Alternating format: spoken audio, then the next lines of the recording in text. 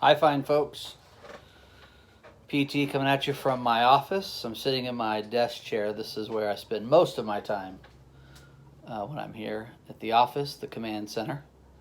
So I was sitting here wondering, where would I start my cross hunt today? I looked up, and it should be no surprise in my office that I looked right at a cross.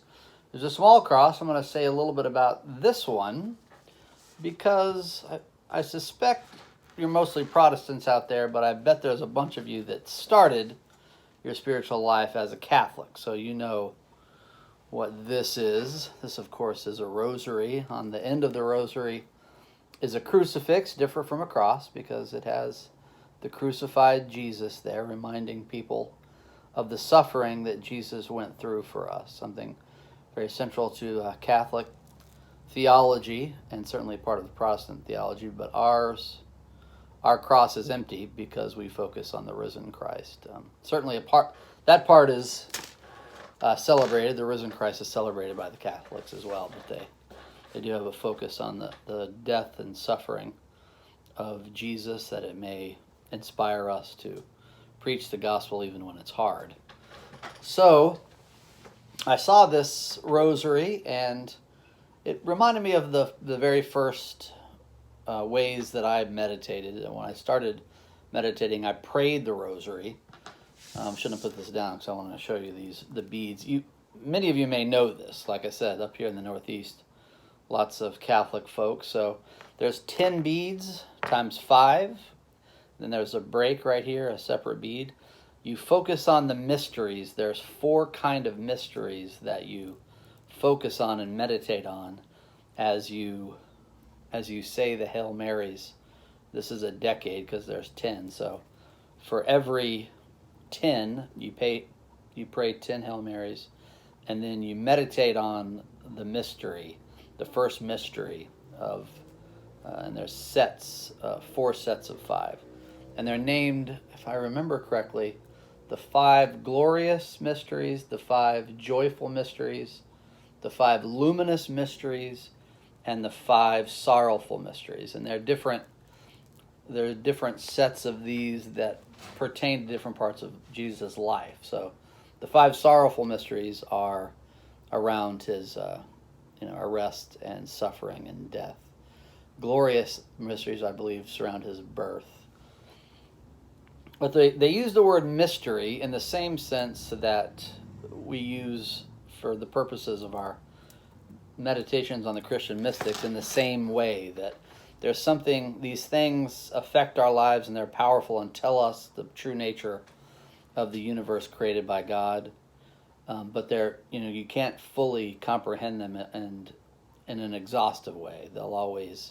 They can mean something different at different stages of our lives, and it reminds us of the deep, deep presence of God everywhere, including our hearts and the created world. So I thought I'd share that cross with you. It is a beautiful day outside. It's Saturday, the 2nd of May, and I'm going to record some of our worship, after this outside. That's going to be your surprise, and I guess I just ruined the surprise. Maybe it's it's teed up. It's a little bit of an advertisement, so tune in tomorrow. Before noon, I'll have that worship up, and we have some special guests, of course, and we'll see some different parts of Trumbull. It's Shepherd Sunday tomorrow, so we're going to look at some greenery, some green pastures. Anyway, so the poem I chose today is about mystery, as I guess all of them are, because it's a book of Christian mystical poems. But this one is deeply involved in the mystery of the Godhead. Now, that term is used by Christian mystics, and the term I think pushes the human mind to go beyond a God, that seems negative, beyond the concept of a God that would be personal or separate from our universe and acting upon it like a puppet master. The Godhead is the font of all things, and it pushes us beyond conceptions of God that we have to places unknown and powerful, kind of plumbs the depths of our understanding of God. This poem is by St. Clare of Assisi, and it is called Place Your Mind Before the Mirror of Eternity. And then I'll give you Roger Houston's reflection. So here is the poem. Place your mind before the mirror of eternity. Place your soul in the brilliance of glory. Place your heart in the figure of the divine substance,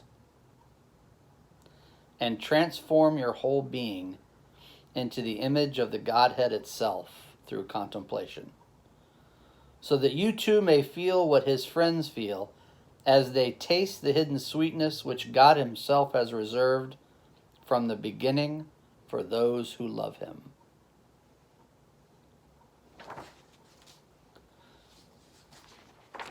And this is the reflection. It is said that St. Clare of Assisi would come from prayer with her face so shining that it would dazzle everyone around her. Unlike St. Francis, who advocated a life of service to the poor, Clare's enclosed community dedicated itself to contemplation. These lines tell us their aim, the transformation of the entire being into the image of the Godhead. The idea of an enclosed order of women was almost unthinkable at the time, especially one dedicated to strict poverty and contemplation. And like many mystical communities in the Middle Ages, Clare's ran the constant risk of admonishment by the church authorities. And that's a theme you see throughout the life of Christian mystics and their communities. The religious authorities of the time, many times there was persecution up to pain and sometimes death, because these Christian communities pushed the boundaries of ritual and religious authority, which Jesus did himself, and which makes me a fan of the Christian mystic tradition. I think that it should be a part of our spiritual lives and help us transform. Jeff Stokely just pulled up. He's here to, we're going to transfer the music files for tomorrow, so look for some special stuff from him for Shepherd Sunday. So I'm going to give you this practice, and then you can go about your day. This is an invitation. It's beautiful outside. Spend 5 minutes outside in your yard or in your community. Go to a park. For 5 minutes, I want you to point out as many beautiful things as you can, and then tell God about them. Obviously, in the sense of God's ever-presence and creative power, God knows all the things that are beautiful. But this level of prayer, this praying with God, is about having this personal extemporaneous prayer with God. So 5 minutes, point out as many beautiful things as you can, and tell God all about it. All I'm asking, 5 minutes. So look at our special guest. Let's see, I hear him coming. Jeff Stokely! What's up? You're about to be part of the daily meditation. Say hi. Oh, hi. So Jeff and I are going to work on the music for tomorrow, but thanks for tuning in, and that's it. So it'll be up before noon tomorrow, and I'll see you on Monday for our meditation. Get outside.